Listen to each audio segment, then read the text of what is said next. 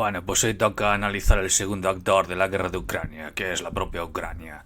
He visto que el tema de Ucrania interesa, veo que la geopolítica en general interesa bastante, y me he decidido hacer algún vídeo más analizando el papel de los distintos actores en dicha guerra, siendo el primero Rusia, que ya traté en un vídeo ayer, y ahora voy a por el segundo, que es la propia Ucrania. El tema de Ucrania seguramente vaya en dos vídeos y este sería el primero. El tercer actor en principio sería Estados Unidos, porque aquí hay tres actores jugando la partida. Para analizar lo que pasó en Ucrania, cuál es su posible responsabilidad en la guerra, si es que la tiene, hay que irse atrás y analizar el proceso de la revolución ucraniana, que fue a lo que se le denominó el Maidán.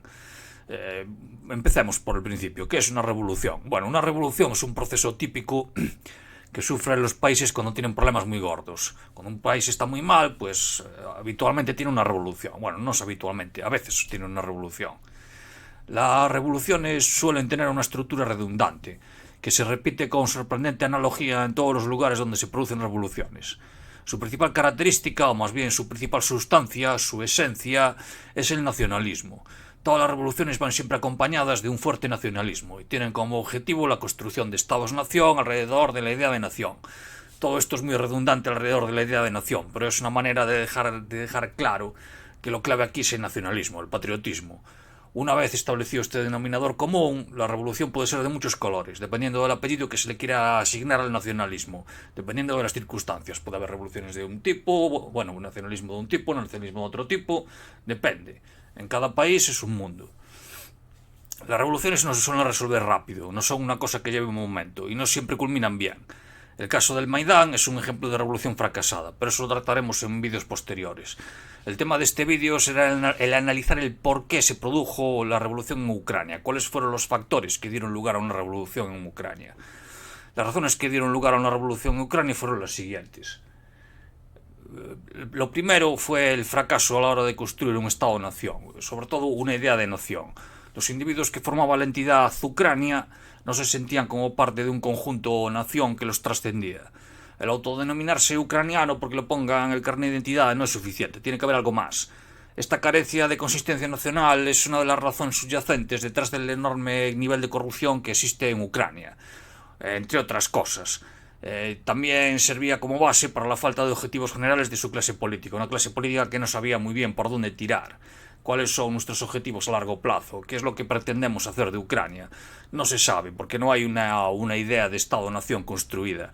La clase política ucraniana tendía a ponerse de parte de potencias extranjeras con mucha facilidad, siendo lo habitual que fuese Rusia la que decidía quién gobernaba en Ucrania y sobre todo cómo se gobernaba en Ucrania. Las políticas hasta el Maidán, las políticas ucranianas estuvieron dictadas por Rusia. El segundo factor, también muy importante, es la crisis económica endémica. Ucrania era el país más pobre de Europa y alguno dirá que eso no es tan malo, ¿no? Porque al fin y al cabo Europa es rica y ser pobre en Europa no es tan malo. Pero es que era realmente pobre, con un nivel de vida similar al de un país latinoamericano, no de los ricos precisamente, no al nivel de Argentina, estaba muy por debajo.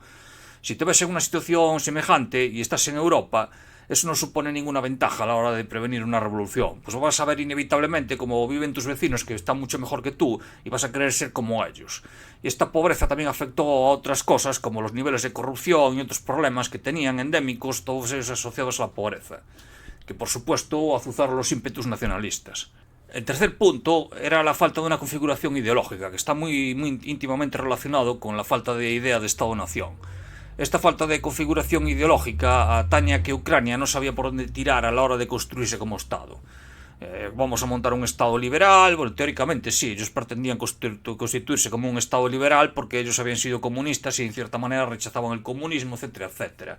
Pero por poner un ejemplo, en una aplicación malentendida del liberalismo, pues permitían de manera indirecta cosas como la pornografía infantil. No estoy diciendo que lo permitieran porque estuvieran moralmente corruptos, ojo, sino simplemente que su sistema no funcionaba correctamente, no estaba bien organizado.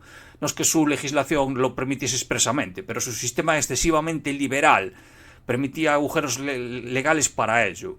Esta falta de configuración ideológica fue un vacío que buscó ser rellenado por los nacionalistas. Los nacionalistas buscaban una regeneración nacional y enfrentarse a esos problemas de corrupción que había en la sociedad, que venían dados de la falta de una idea de Estado-nación, etcétera, etcétera. El cuarto punto, que esto ya es algo más serio, es más difícil de resolver, que es la falta de unidad nacional.